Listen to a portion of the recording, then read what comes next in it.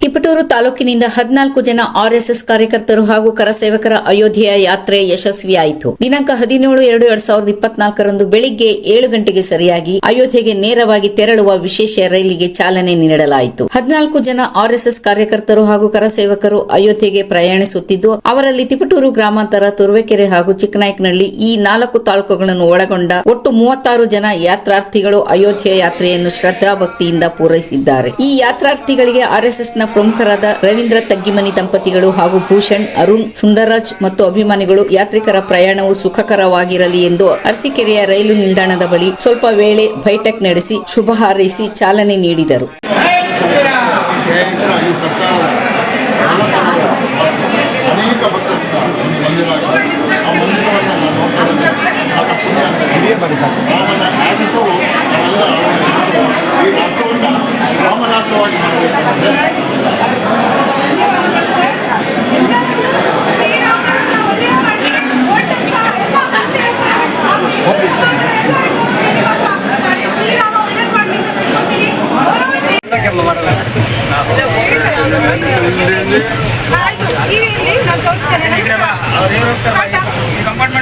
ಪ್ರಿಯ ವೀಕ್ಷಕರೇ, ನಾವು ಬ್ಯಾಂಗ್ಳೂರಿಂದ ಅಯೋಧ್ಯೆಗೆ ಹೊರಟಿರುವಂತಹ ಆಸ್ಥಾ ಟ್ರೈನಲ್ಲಿದ್ದೀವಿ.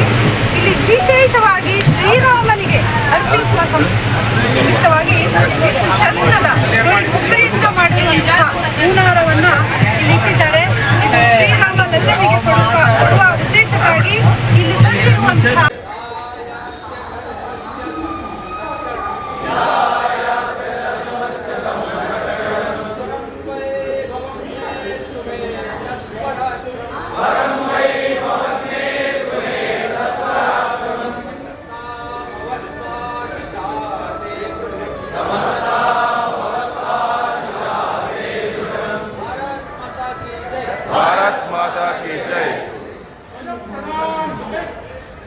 ಪ್ರಯಾಗ್ರಾಜ್ನಲ್ಲಿ ಛತ್ರಪತಿ ಶಿವಾಜಿ ಜಯಂತಿ ಆಚರಿಸಿದ ಪತ್ರಕರ್ತ ಡಾಕ್ಟರ್ ಭಾಸ್ಕರ್ ಹಾಗೂ ಕರಸೇವಕರು ಇಂದು ಪ್ರಯಾಗ್ರಾಜ್ನ ಜಂಕ್ಷನ್ ರೈಲ್ ನಿಲ್ದಾಣದಲ್ಲಿ ಶ್ರೀ ಛತ್ರಪತಿ ಶಿವಾಜಿ ಮಹಾರಾಜರ 397ನೇ ಜಯಂತ್ಯೋತ್ಸವವನ್ನು ಆಚರಿಸಲಾಯಿತು. ಈ ಸಂದರ್ಭದಲ್ಲಿ ಹಿರಿಯ ಪತ್ರಕರ್ತ ಭಾಸ್ಕರ್ ಹಾಗೂ ಶ್ರೀರಾಮನ ದರ್ಶನ ಪಡೆಯಲು ಅಯೋಧ್ಯೆಗೆ ಹೊರಟಿದ್ದ ಕರ್ನಾಟಕದ ಕರಸೇವಕರು ಹಾಗೂ ಆರ್ಎಸ್ಎಸ್ನ ಪ್ರಮುಖರು ಹಾಗೂ ಕಾರ್ಯಕರ್ತರು ಉಪಸ್ಥಿತರಿದ್ದರು. ನಂತರ ಶ್ರೀ ಛತ್ರಪತಿ ಶಿವಾಜಿ ಮಹಾರಾಜರ ಹಿಂದೂ ಸ್ವರಾಜ್ಯದ ಕನಸು ಕಂಡ ಅಮರವೀರ ದೇಶಭಕ್ತ 40 ಕೋಟಿಗಳ ಮೇಲೆ ಹಿಂದೂ ಧ್ವಜ ಹಾರಿಸಿದ ಶ್ರೀ ಛತ್ರಪತಿ ಶಿವಾಜಿ ಅಮ್ಮ ನೀಡಿದ ಸಂಸ್ಕಾರ, ಗುರು ನೀಡಿದ ಮಾರ್ಗದರ್ಶನದಿಂದ ಯುವಕರಲ್ಲಿ ಶಕ್ತಿ ತುಂಬಿ ಸೈನ್ಯ ರಚನೆ, ಹಿಂದೂ ಸಾಮ್ರಾಜ್ಯ ವಿಸ್ತರಿಸಿದ ವೀರನ ಚರಿತ್ರೆ ಕೇಳುವ ಮೂಲಕ ಕಾರ್ಯಕ್ರಮ ಮುಕ್ತಾಯಗೊಂಡಿತು.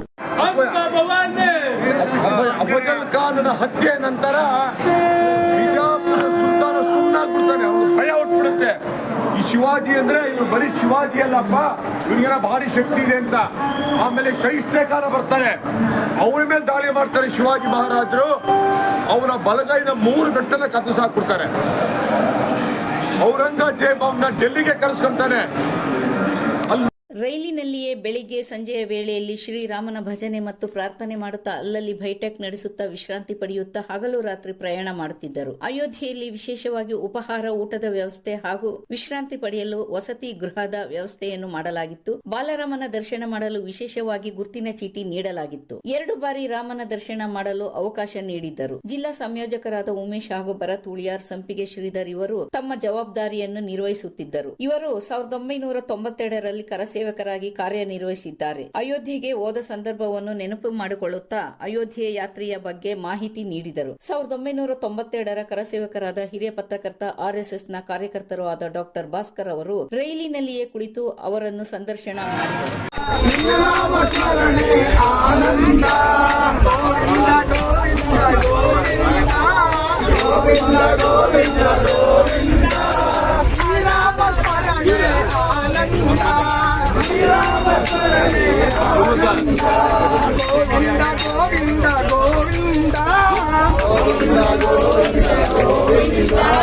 ಶ್ರೀರಾಮ ಸ್ಮರಣೆ ಆನಂದ, ಶ್ರೀರಾಮ ಸ್ಮರಣೆ ಆನಂದ ಗೋವಿಂದ ಗೋವಿಂದ ಗೋವಿಂದ. ನಾನು ಸಂಪಿಗೆ ಶ್ರೀಧರ, ತುರುವೇಕೆರೆ ತಾಲೂಕು. ಹೀಗೆ 32 ವರ್ಷಗಳ ಹಿಂದೆ, ಅಂದರೆ 1992ರಲ್ಲಿ ವಿಶ್ವ ಹಿಂದೂ ಪರಿಷತ್ನ ಕರೆಗೆ ಹೋಗೊಟ್ಟು ನಾವೆಲ್ಲರೂ ಒಂದು ತಂಡವಾಗಿ ಬೆಂಗಳೂರಿನಿಂದ ಕರೆಸೇವೆಗೆ ಅಂತ ಹೇಳಿ ಅಯೋಧ್ಯೆಗೆ ತೆರಳಿದ್ವು.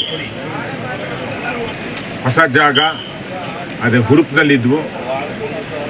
ಅಯೋಧ್ಯೆಗೆ ಹೋಗ್ತೀವಿ, ಅಲ್ಲಿಯ ವಿವಾದಿತ ಕಟ್ಟಡವನ್ನು ಧ್ವಂಸ ಮಾಡ್ತೀವಿ, ಅಲ್ಲಿ ರಾಮ ಮಂದಿರವನ್ನು ನಿರ್ಮಿಸ್ತೀವಿ ಅನ್ನೋ ಸಂಕಲ್ಪದಿಂದ ನಾವೆಲ್ಲ ಅಲ್ಲಿಗೆ ಹೋಗಿದ್ವು.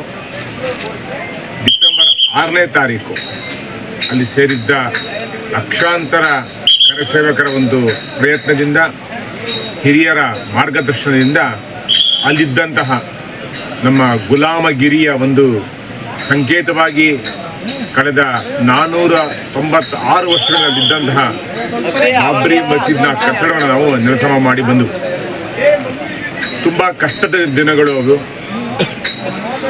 ದೂರದ ಪ್ರಯಾಣ, ಪೊಲೀಸರ ಮತ್ತು ಮಿಲಿಟರಿಯವರ ಅಡೆತಡೆಗಳು, ಗೊತ್ತಿಲ್ಲದಿರೋ ಜಾಗ.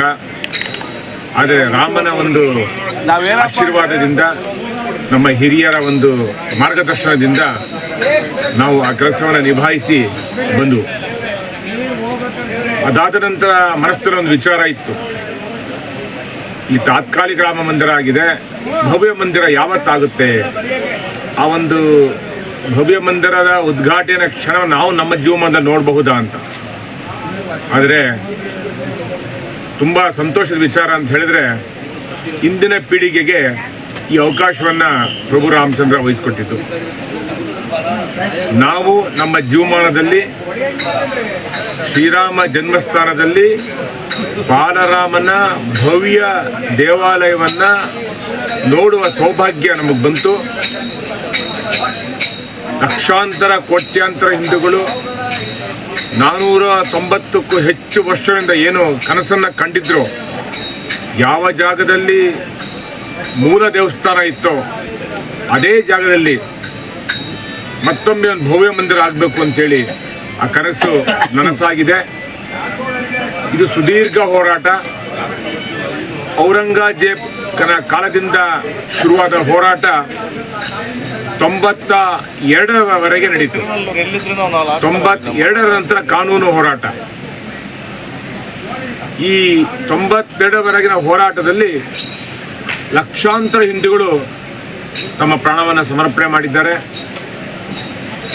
ತುಂಬ ಜನ ನಮ್ಮ ದೇಶದ ಮಾತೆಯರು ರಾಮನಿಗೋಸ್ಕರ, ರಾಮ ಜನ್ಮಸ್ಥಾನಕ್ಕೋಸ್ಕರ ತಮ್ಮ ಪ್ರಾಣವನ್ನು ಸಮರ್ಪಣೆ ಮಾಡಿದ್ದಾರೆ.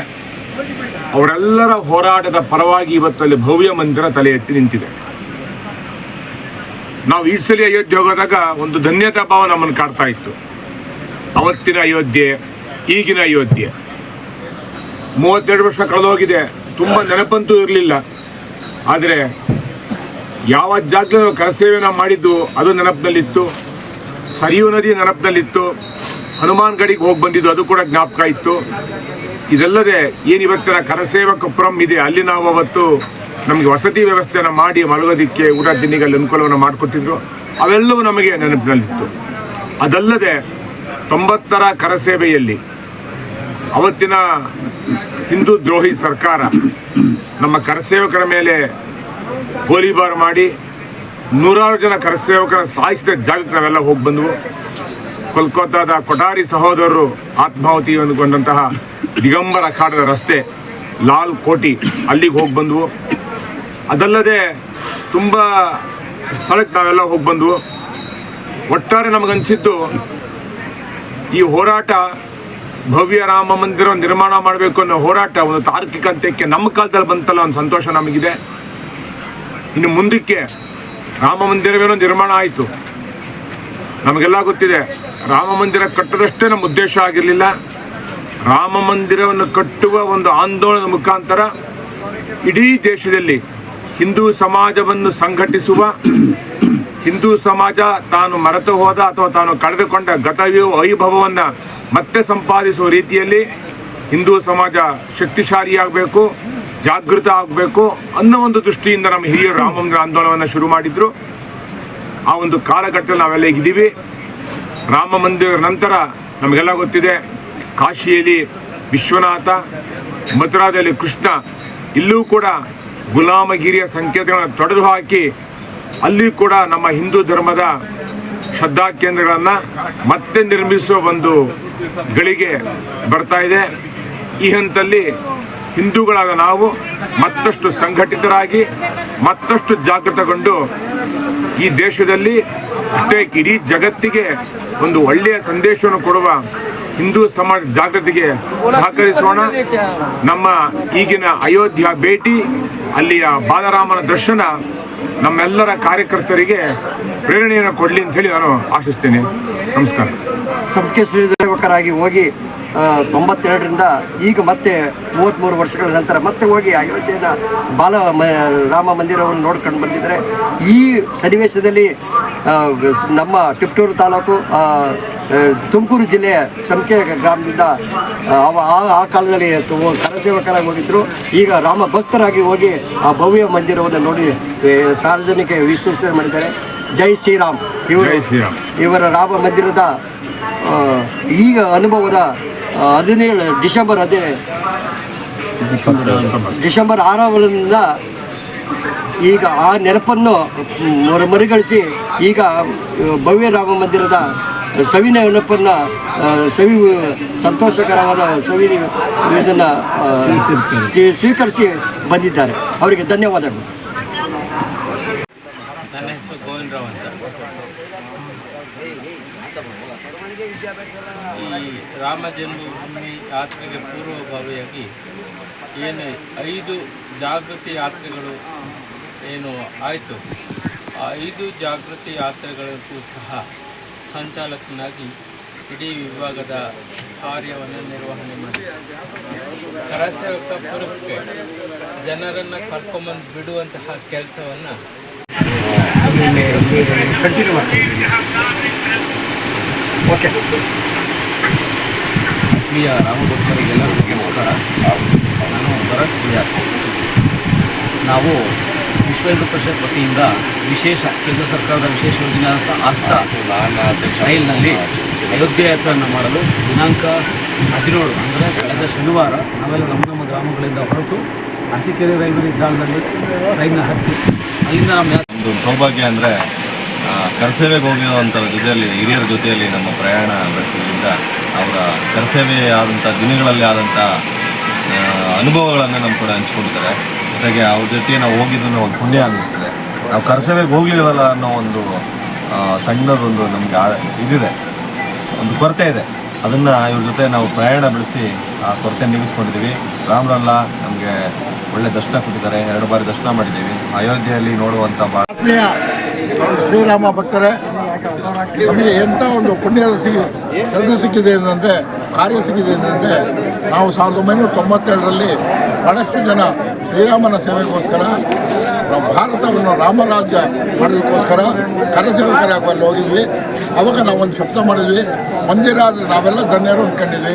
ಇವತ್ತು ಖಂಡಿತ ಮಂದಿರ ಆಗಿದೆ. ಅಲ್ಲಿ ಶ್ರೀರಾಮನ ದರ್ಶನ ಮಾಡ್ಕೊಂಡು ಬರ್ತಾ ಇದ್ದೇವೆ. ಈಗ ನಮ್ಗೇನು ಅನ್ಸುತ್ತೆ, ನಮ್ಮ ಧರ್ಮ ಸಾರ್ಥಕವಾಗಿದೆ ಅಂತ. ಅಯೋಧ್ಯ ಯಾತ್ರೆಯನ್ನು ಶಾಂತಿಯುತವಾಗಿ ಮುಗಿಸಿಕೊಂಡು ಹಿಂತಿರುಗಿ ಬರುವಾಗ ಹೊಸಪೇಟೆ ರೈಲ್ವೆ ನಿಲ್ದಾಣದಲ್ಲಿ ಅಯೋಧ್ಯೆಯಿಂದ ರಾಮನ ದರ್ಶನ ಮುಗಿಸಿ ಬರುತ್ತಿದ್ದ ಕರ್ನಾಟಕದ ಭಕ್ತರ ರೈಲಿನಲ್ಲಿ ಅನ್ಯಕೋಮಿನ ವ್ಯಕ್ತಿಯೊಬ್ಬ ರೈಲನ್ನು ಸುಡುವುದಾಗಿ ಬೆದರಿಕೆ ಹಾಕಿದ್ದಾನೆ. ಸದ್ಯ ಆತನನ್ನು ಬಂಧಿಸಲಾಗಿದ್ದು, ಬಂಧಿತ ವ್ಯಕ್ತಿ ರೈಲ್ವೆ ಇಲಾಖೆಯ ಸಿ ಗ್ರೂಪ್ ನೌಕರ ಶೇಖ್ ಸಾಬ್ ಆಗಿದ್ದು, ಈತನನ್ನು ರೈಲ್ವೆ ಇಲಾಖೆಯು ಈ ಕೂಡಲೇ ವಿಚಾರಣೆ ನಡೆಸಿ ಕೆಲಸದಿಂದ ವಜಾ ಮಾಡಬೇಕೆಂದು ಕರಸೇವಕರು ಪ್ರತಿಭಟನೆ ನಡೆಸುತ್ತಿದ್ದರು. ಈ ವಿಚಾರವಾಗಿ ವಿಶ್ವ ಹಿಂದೂ ಪರಿಷತ್ ಕರ್ನಾಟಕವೂ ಸಹ ಆಗ್ರಹಿಸಿದೆ. ಇದೇ ಸಂದರ್ಭದಲ್ಲಿ ಸ್ವಲ್ಪ ಸಮಯ ರೈಲು ಸ್ಥಗಿತಗೊಂಡಿದ್ದು, ನಂತರ ಪ್ರಯಾಣವು ಸುಖಕರವಾಗಿ ತಮ್ಮ ಊರಿಗೆ ವಾಪಸ್ಸಾದರು.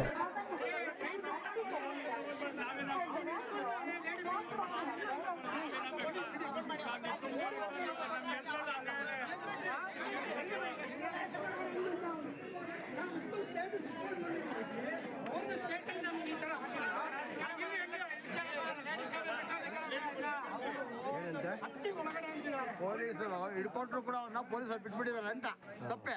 ನಮ್ಮವ್ರದ್ದು ಕೆಲವು ತಪ್ಪೇನು ಗೊತ್ತಾ, ಅವ್ರು ಪೊಲೀಸರು ಕೊಡಬಾರ್ದು, ಎತ್ತೆ ಗಾಡಿಯಲ್ಲಿ ಹಾಕಿ ನನ್ನ ಮಗನ್ನ ರಿಪೇರಿ ಮಾಡಿ ದಬ್ಬಬೇಕು. ಯಾವತ್ತ ತಿಳ್ಕೊಂಡ್ರೆ ಪೊಲೀಸರು ಕೊಡಬಾರ್ದು. ಪೊಲೀಸರು ಏನಂದ್ರೆ ಹೋಗ್ಲೋ ತಪ್ಪೆ, ಅವ್ನು ಏನಂದತ್ತೆ, ಗಾಡಿಯಲ್ಲಿ ಹಾಕ್ಬೇಕು, ನನ್ನ ಮಗನ ಅನ್ಬೇಕು. ಅವ್ನು ಏನಂದಂತೆ, ನಾವ್ ಯಾಕೆ ಇದೆಲ್ಲ ಮಾಡ್ತಾ ಇದ್ವಿ, ಅಷ್ಟು ಮಾಡಬೇಕಿತ್ತು, ಅಷ್ಟೇ ಮಾಡ್ಬೇಕು, ಅಷ್ಟೇ ಮಾಡ್ಬೇಕು. ಮಗನ ನೀನು ಅಂತ ಹೇಳ್ಕೊಂಡು ಬಂದಿದ್ರೆ ಏನಂತ ಅಂದ, ಅಷ್ಟೇ ಮಾಡ್ಬೇಕು. ಇವತ್ತು ಇನ್ಮೇಲೆ ತಿಳ್ಕೊಳ್ಳಿ, ಯಾರಾದ್ರೂ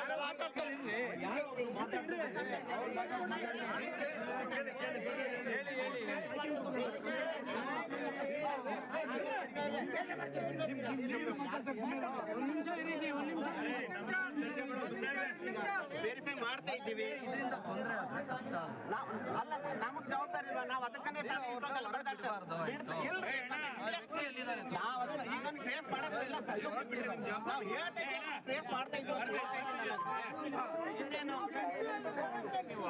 ಆಯ್ತು ಯಜಮಾನ್ರೆ, ಮಾಡ್ತಾ ಇದ್ದೀವಿ ಹೇಳಿದ್ದನಲ್ಲ, ಮಾಡ್ತಾ ಇದ್ದೀವಿ. ಈಗ ಮಾಡ್ತೀವಿ, ನೀವು ಮಾಡ್ತೀವಿ, ನಿಮಗೆ ಪಾಸಿಟಿವ್ ರಿಸಲ್ಟ್ ಕೊಡ್ತೀವಿ.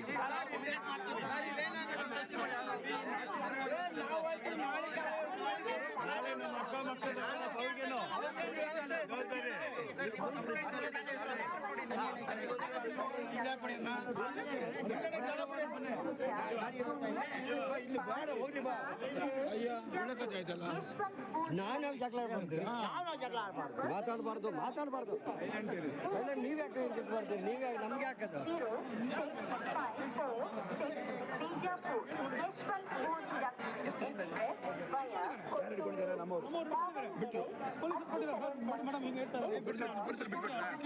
ಪರವಾಗಿಲ್ಲ ಅಂತ ಹೇಳಿದ್ರೆ ಯಾಕೆ ಬಿಡಬೇಕಿತ್ತು? ಅವ್ರು ನಾವು ವಿಚಾರಣೆ ಮಾಡ್ತೀವಿ ಅಂತ ಹೇಳ್ತಾರೆ. ಎಲ್ಲಿ ವಿಚಾರಣೆ ಮಾಡ್ತೀವಿ? ಹಿಡ್ಕೊಂಡು ಕೊಟ್ಟ ಮೇಲೆ ಯಾಕೆ ಬಿಟ್ರೆ ನೀವು ಏನ್ ಪ್ರಯೋಜನ? ಮತ್ತೆ ಸ್ಟಾಫ್ ಅಂತ ಹೇಳ್ಬಿಟ್ಟು ಬಿಡಿ ಅಂತ ಬಿಡಿಸಿದ್ದಾರೆ.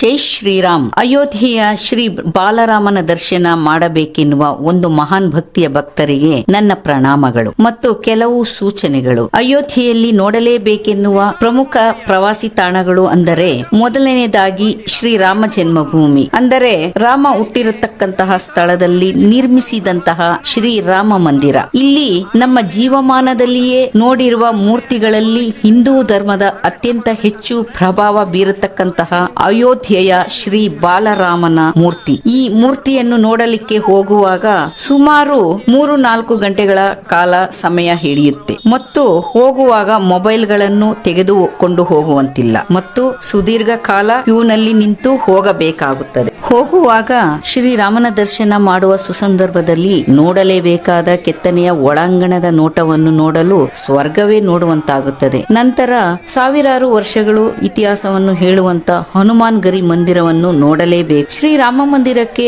ಹೋಗುವಾಗ ಎದುರುಗಡೆ 2 ಮಹಲ್ಗಳು ಕಾಣುತ್ತವೆ. ಕೈಕೆಯು ಸೀತೆಗೆ ಕೊಟ್ಟಂತಹ ಸುಂದರವಾದ ಅರಮನೆ ಕನಕ ಮಹಲ್, ಇನ್ನೊಂದು ದಶರಥ ಮಹಾರಾಜರು ಬಾಳಿ ಬದುಕಿದಂತಹ ದಶರಥ ಮಹಲ್. ಹಾಗೆಯೇ ಉತ್ತರಕ್ಕೆ ನಯಾಘಾಟ್, ಸ್ನಾನದ ಘಟ್ಟ. ಹೀಗೆ ಶ್ರೀರಾಮನ ಮಂದಿರವನ್ನು ನೋಡಲು ಹೋಗುವಾಗ ಶ್ರೀರಾಮನ ಮಗ ಕುಶ ನಿರ್ಮಿಸಿದ ನಾಗೇಶ್ವರನಾಥ್ ಮಂದಿರ ಮತ್ತು ಹನುಮಾನ್ ಗರಿ ಮಂದಿರ, ಕನಕ ಮಹಲ್, ರಾಮ ಜನ್ಮಭೂಮಿ, ತುಳಸಿ ಘಾಟ್, ದಶರಥ ಮಹಲ್, ನಯಾಘಾಟ್, ಸರಿಯೂ ನದಿಯ ಬೋಟಿಂಗ್ ಪಾಯಿಂಟ್, ಹೀಗೆ ಹಲವಾರು ಮಂದಿರಗಳನ್ನು ನೋಡಬಹುದು. ವೀಣಿಯ ಮೂರ್ತಿಯನ್ನು ಸಿಮೆಂಟಿನಿಂದ ಕಟ್ಟಿರುವುದು ಮತ್ತೆ ಇಲ್ಲಿಂದ 150 ಕಿಲೋಮೀಟರ್ ಉದ್ದಕ್ಕೆ ಹೋದರೆ ಸರಿಯೂ ನದಿಯು ಮತ್ತು ಸರಿಯೂ ನದಿ ಸುಂದರವಾದ ನೋಟ ನೋಡಲಿಕ್ಕೆ ಮತ್ತೆ ನೀವು ನಿಜವಾಗಿಯೂ ರಾಮನನ್ನು ನೋಡಲೇಬೇಕು ಅನ್ನುವರು, ಆರ್ಥಿಕ ಬಲ ಇಲ್ಲದೆ ಇರುವವರು, ಕೇಂದ್ರ ಸರ್ಕಾರ ಮತ್ತು ಶ್ರೀರಾಮ ಜನ್ಮಭೂಮಿ ಟ್ರಸ್ಟ್ ನವರು ಆಸ್ಥಾ ರೈಲ್ಗಳನ್ನು ಬಿಟ್ಟಿದ್ದಾರೆ. ಇದರಲ್ಲಿ ನೀವು ಪ್ರಯಾಣ ಮಾಡುವುದಾದರೆ ನಿಮ್ಮನ್ನು ಬಹಳ ಚೆನ್ನಾಗಿ ಸಮಯಕ್ಕೆ ಸರಿಯಾಗಿ ಊಟದ ವ್ಯವಸ್ಥೆ, ನಿಮಗೆ ಪೊಲೀಸ್ನವರ ಕಾವಲು ಮತ್ತು ರೈಲಿನಲ್ಲಿ 3 ಬಾರಿ ಸ್ವಚ್ಛತೆಯನ್ನು ಮಾಡುತ್ತಿರುತ್ತಾರೆ. ಇದಕ್ಕಿಂತ ಇನ್ನೇನು ಬೇಕು ಹೇಳಿ?